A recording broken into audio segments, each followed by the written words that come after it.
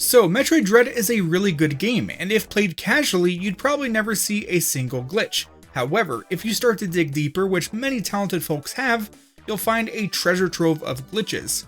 In this video, I'll do my best to showcase and explain a bunch of the glitches in Metroid Dread. Quick note, the game is currently on version 1.0.3, but it might be beyond that by the time you are watching this video. Please keep that in mind when commenting or checking to see if any of these work for yourself. That said, let's start by showing a few glitches that have been patched, and then a bunch more that currently still work. One major crash involved the, spoilers, escape sequence following the final boss fight. For some reason, if you had a map marker on the door you have to destroy to reach your ship, it would just straight up crash the game. It's a very niche situation, but it totally makes sense to patch it out. One of the lesser glitches that got patched is the mystery move. It involved the morph ball launchers that you can find scattered throughout the world. Normally you get into position, drop a bomb, and it sends you along a path. Simple, straightforward. Instead, if you manage to jump and place a bomb the same frame you land from a jump within the launcher, Samus would get straight up DuckTales moon themed.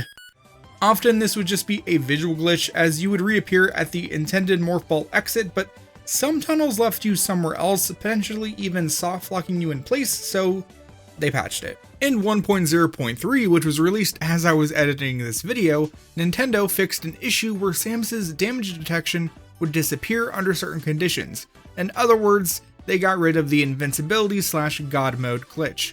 Rest in pepperonis. That said, it was really cool. You could disable Samus's damage detection by activating an enemy zone door without actually going through. This could be done using ledge warp, something we will talk about later, as well as simply unmorphing.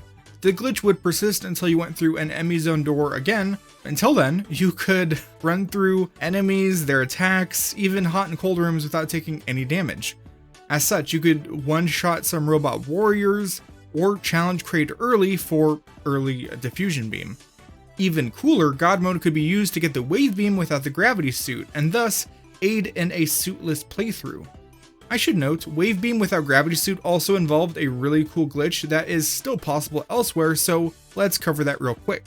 After reaching the purple enemy zone, which requires God mode because there is a long stretch of cold rooms, you'd activate it again to sort of tame the enemy. With this, you can navigate through the zone to this point where you manipulate the enemy into this spot. Then you would perform a standing melee as the enemy pushes against you to glitch Samus into facing the screen. That's called an axis skew. The visual of Samus flying directly into the camera is amazing and something I don't want to lose. Every second you're not running, I'm only getting closer. Axis skew allows Samus to charge up a shine spark in place, which could then be used in the situation to get up out of the water for wave beam without gravity suit. Next, let's look at a cool escape where you use a pseudo wave to blow open this blob from the wrong side, skipping the encounter with the broken down enemy. For some context, the wave beam is the one that lets you shoot through walls, and a pseudo wave is any technique that lets you shoot through walls but without the wave beam. For this one, you can form the pseudo wave by sliding, jumping, and shooting while holding right against this wall. Doing this gives you a few frames where Samus's arm cannon clips into the wall. It'll take some practice, but once you get the feel for it, it's not too difficult. Just watch out, if you slide through the gap on accident or successfully pseudo wave enough to destroy the blob and get crushed, you will have to reload from checkpoint. To avoid dying, it's advised that you do the first 3 shots from the right side, and then move to the left for the last one, which can be a bit harder. If you aim directly to the right when trying this last shot, Samus has an annoying tendency to shoot upwards, so instead aim a bit lower than the blob. Once you've done that successfully, you can move on and very quickly find another pseudo-wave spot, this one allowing you to fight Corpius and thus get the Phantom Cloak early. It's basically the same steps here. You slide, jump, and shoot. However, you'll want to aim up at an angle. Also, there's a ledge in the way, but an important note is that Samus has a decent window after sliding off of a ledge in which she can still jump, so it's not too bad. From there, you'd probably want to just move on, but I would like to first quickly mention the camera lock glitch. Said glitch involves the melee tutorial that you encounter in this room. If you were to start on a fresh file, you can go through this tutorial, do the first pseudo, then the second, then go directly to the Corpius fight, all without any save points. Then, once in the fight, go to the menu and reload from checkpoint, backtrack down to find the tutorial bug still there. Kill him, and then slide through the tunnel and back in. The melee tutorial will play again, but when it's supposed to transition back to normal gameplay, it'll get stuck. You can move around freely, but any navigation will have to be done blind, as you cannot use the map or any menu while the camera is locked.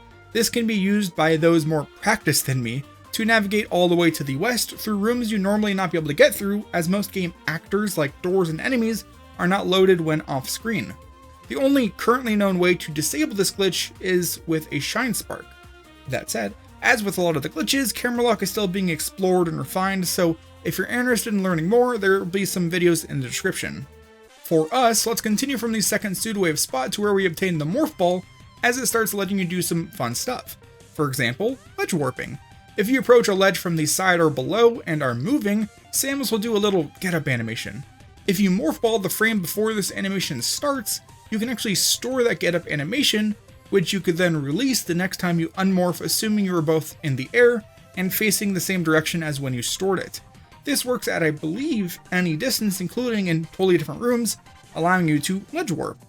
If you were to try this and instead get flung up into the air, that's called a space ball, which means you were a frame early from the frame you want.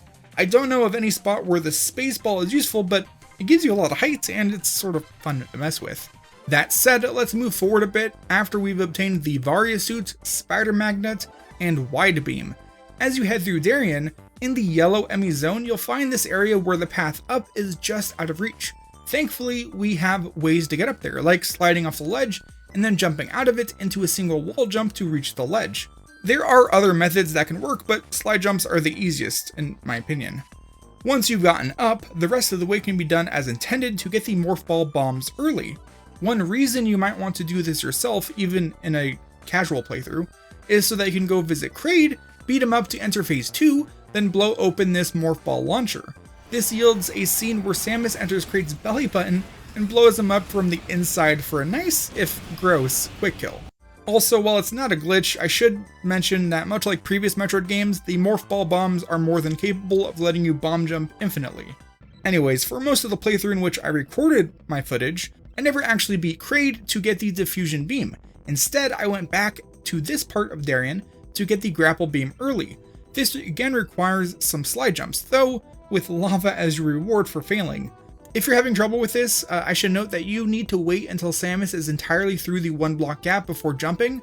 If you try jumping too soon, nothing will happen. Getting through that room allows you to take the elevator down to Terraria, where we can then follow the path down and to the right to get grapple beam early. From there, we now have the tools to travel to Mania and get flash shift, which for some reason I always want to call phase shift. It just sounds better to me, but after that, let's discuss another pseudo-wave technique. For this one, you simply need to do a running melee and then aim. You'll see that this puts Samus into a pose where she's leaning on one leg with the other stretched out in front of her. When doing this in a one space block, Samus can shoot through the wall because she is technically clipping into that wall. Also, when in this pose, if you charge up a shot and then morph ball, the shot will get released, but like from the position of your extended foot. I don't know why. But this can be used in some places to destroy blobs in unexpected ways, like here, clearing up the red teleportal right after getting the Varia suit. The melee aim crouch also puts Samus just low enough to dodge the machine gun fire in Ravenbeak's second phase, just don't go aiming around after getting into position. Anyhoozle, we can now get Speed Booster, but the way is blocked by a blob that you're expected to destroy using the diffusion beam. To get around this, you can use a melee pseudo morph ball shot. With Speed Booster and thus Shine Sparks added to our toolkit, we can now visit Quiet Robe, rest in peace, who will open the path up in Mania. Normally, you'd then have to go fight Drogiga? I don't know how to say his name, which is a very annoying fight. Instead, a pseudo can once more come in handy. This time, I found that the slide turnaround method is the easiest. As the name suggests, you run towards your target wall, slide, and then turn away, then back. Some notes: you need to slide when very close to the wall, otherwise Samus won't be able to clip her cannon through during the turnaround. Also, the turnaround should be done right after initiating the slide, and the shot needs to be in the middle of the turnaround, not after. Thankfully, you can spam shoot and just focus on the slide turnaround if that's easier for you. It's worth noting that this method of shooting through walls also works for grapple blocks when on the other side of them when they are at an appropriate height. Onwards and upwards to Gaviran, I got super missiles before heading to Elune for the plasma beam. I then went back to Gavaran, releasing the X, whoops, in search of ice missiles early. The path to the central core unit is blocked by this room with water. Normally, we would need a spin boost because water physics prevents Samus from jumping high enough even with the morph ball bombs. Thankfully, we can do a water bomb jump to get around this.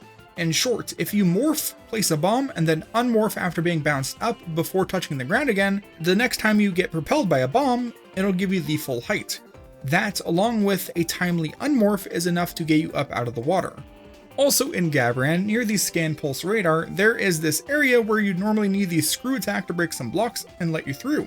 Instead, you can charge up a shine spark in this corridor, jump into this one block space, which takes a bit of effort but is doable, place a bomb, then ball spark to the right. This gets you that missile tank early, as well as allows you to get cross bombs early. In that same area, you can store a shine spark, then drop down and spark to the right, letting you reach the green teleportal early. The speed booster and shine sparks are super strong, not only for going fast, because they are great for going fast, but also literally. Shine sparks deal a lot of damage. For example, with the right timing and execution, you can use multiple shine sparks to absolutely destroy this boss. Anyways, next up we can head to Terraria and get space jump early. There are two possible ways. The first requires the diffusion beam and a pseudo wave morph shot, but with the right timing. If you want to find more about this, you'll have to look up the tutorial, but it's a bit outside my wheelhouse.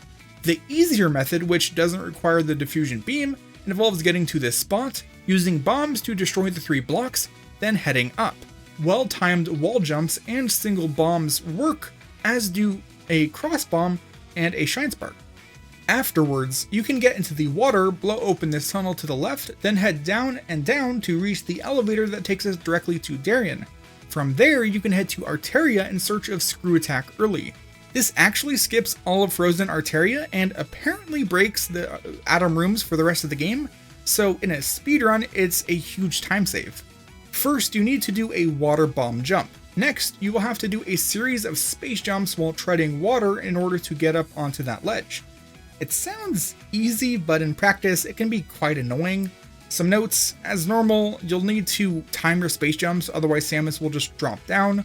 Also, you want to press and hold the jump button rather than just tap it. With that, you should be able to consistently tread water. Now, I don't really understand why this works, but if you perform space jumps and have Samus bonk against this wall, the following jump to the left can actually gain a bit of extra height. I think it's maybe because you're delaying her falling down, but this is another one where you want to watch some actual tutorials because I'm not an expert, but that done, we have basically everything we need to challenge Ravenbeak and beat the game. Thing is, there is still one big glitch I haven't shown off. Unfortunately, I couldn't record it myself because I'm just not that great at the harder tricks. Thankfully, my buddy ingeniousclown is way more practiced than me, and the rest of the footage has been provided by him. The glitch I couldn't get to work is shine sync clipping, a really cool technique that allows Samus to clip down through 1 block thick floors using a shine spark and some extra stuff. First, you have to store a shine spark. Next, you need to flash towards a wall, slide, turn around, and press B to activate the spark. Finally, to complete the clip without getting crushed by the floor, which can definitely happen, you need to aim up away from the wall, slide, and shoot out the grapple beam, all pretty close together. It's quite a few inputs, but you just clip right through, and it opens a lot of interesting routing options for speedrunners. That said, for some weirdness, if you shine spark across the ground after sinking a bit, Samus can get sort of stuck in this pose until you jump out of it. Also, you can get a sort of bowling ball or wrecking ball, because it'll slide across the floor and deal damage as if ball sparking, but it's not. Perhaps the most fun use of shine sync clipping, at least to me, is to escape the central core unit room rather than actually kill the blue Emmy with the Omega Cannon. This, in essence, steals the Omega Cannon, letting you use it as much as you want. It's not the end-all be-all as one might hope, because it only deals 100 damage a shot, which makes the charge shot not worth it at all, and the Omega Stream just a little bit weaker than the Wave Beam with optimal button mashing. If you try to aim while in Gavaran, it will only ever point back towards the Emmy zone, but outside of Gavaran, aiming works mostly as normal. It'll persist through elevators and trains and remain if you save and reload, and can even be used in various boss fights, Ravenbeak included. Oddly enough, in the scene where Samus activates her gamer rage, her clawed hand was just not there. I'm not sure if the Omega Cannon is solely to blame, but yeah, that's weird. Afterwards, you will actually keep the Omega Beam even after regaining control and getting to the point where the game expects you to use the Hyper Beam. It's much weaker than the Hyper Beam, and you don't get any aim assist, but you can kill the giant Ravenbeak X monstrosity with the Omega Beam and take it into the escape sequence. As for that last bit, if you wanted to take the Omega Beam cannon into the escape sequence without the whole boss fight thing, you'd always just shine sync clip right in there. This doesn't let you beat the game early, at least as far as I'm aware, but honestly, who knows at this point? This game is awesome. It's been broken again and again in the months since it's come out, and I can only imagine where things can go from here. That's about it for this video. Thank you for watching. Big thanks to my channel members for their support, and a great size thanks to Pseudonymous, Achilles Rose, and Captain Crayfish for being super fans. While I haven't uploaded a glitch video in a while, I hope you enjoyed this one. If you did, I got a bunch of other glitch videos on my channel you can check out that you might enjoy. Also videos on Easter eggs and other stuff. Check them out if you want. Subscribe if you want. That's it. I'll see you. Bye-bye.